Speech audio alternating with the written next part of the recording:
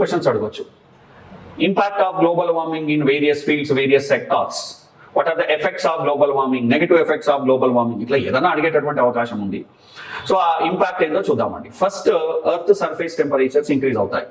మామూలు కంటే అధిక టెంపరేచర్లు పెరుగుతున్నాయి. రోజు రోజుకు నిజంగానే టెంపరేచర్లు పెరుగుతున్నాయి. ఈ భూమి చుట్టూ ఉష్ణోగ్రతలు పెరగడం వలన పోలార్ ఐస్ కరుగుతోంది, గ్లేషియర్స్ కరిగిపోతాయి. సెకండ్ పోల్ గా పిలువబడేటటువంటి హిమాలయాల్లో ఉండేటువంటి గ్లేషియర్స్ మొత్తం అంతా కూడా కరిగిపోతున్నాయి. ఇట్లా సైంటిఫిక్ టర్మ్స్ రాగండి. సెకండ్ పోల్ గా పిలిచేటటువంటి ఏంటి, హిమాలయన్ లైక్ రీజన్స్. సో వాటిలో గ్లేషియర్స్ కరిగిపోతుంది, మంచు కరిగిపోతుంది. ఫెర్మాఫాస్ట్ కరిగిపోతుందండి. ఫెర్మాఫాస్ట్ అంటే ఏంటి అంటే ఆర్కిటిక్ ప్రాంతాల్లో సాయిల్ కింద ఉండేటటువంటి ఘన రూపంలో ఉండే మంచుని మనం ఫెర్మాఫాస్ట్ అంటాం. ఈ మూడు కరిగిపోతున్నాయి. పెద్ద పెద్ద గ్లేషియర్స్ కరిగిపోతున్నాయి, పెద్ద పెద్ద పోలార్ ఐస్ మొత్తం కరిగిపోతుంది.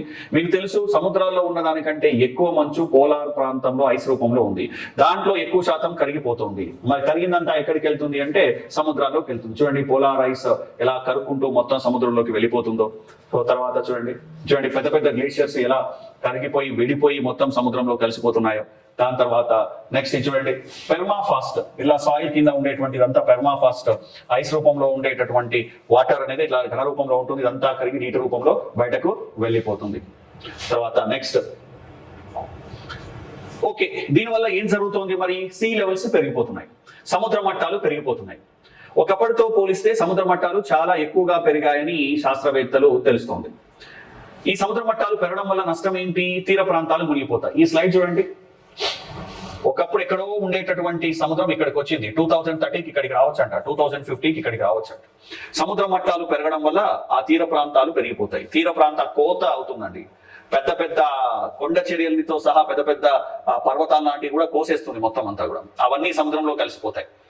సముద్రం ముందుకు చొచ్చుకొస్తూ ఉంటుంది. చాలా గ్రామాలు ఇప్పటికే సముద్రంలో మునిగిపోయాయి. మీరు ఆంధ్రప్రదేశ్ లో చూడండి, లేకపోతే తమిళనాడు, ఇట్లా ఏదైనా సరే చాలా చూడండి. ఒకప్పుడు సముద్రానికి గ్రామానికి చాలా దూరం ఉండేది, కానీ ఇప్పుడు సముద్రం ముందుకు చొచ్చుకురావడం వలన గ్రామము సముద్రము పక్కపక్కనే అయిపోయాయి. ఒకప్పుడు ఉప్పాడ, కాకినాడ దగ్గర ఉండేటువంటి ఉప్పాడ విలేజ్ సముద్రానికి చాలా దూరంగా ఉండేదంట, కానీ ఇప్పుడు ఆ సముద్రము ఉప్పాడ విలేజ్ ని రెండుగా చీల్చేసింది. ఇలా క్రమక్రమంగా సముద్రం ముందుకు చొచ్చుకురావడం వలన ఏంటి, ఊర్లు మునిగిపోతాయి, పట్టణాలు మునిగిపోతుంటాయి, సముద్రంలోకి వెళ్ళిపోతాయి. అవి ఇర్రివర్సిబుల్ చేంజెస్ వస్తాయి. మళ్ళీ సముద్రాన్ని వెనకకు నెట్టలేమండి మనం. ఈ సముద్రం అలల వల్ల, సముద్రపు కోత వల్ల భూమి అక్కడంతా నాశనం అయిపోతుంది. మంచి ఫర్టైల్ ల్యాండ్ నాశనం అయిపోతుంటుంది.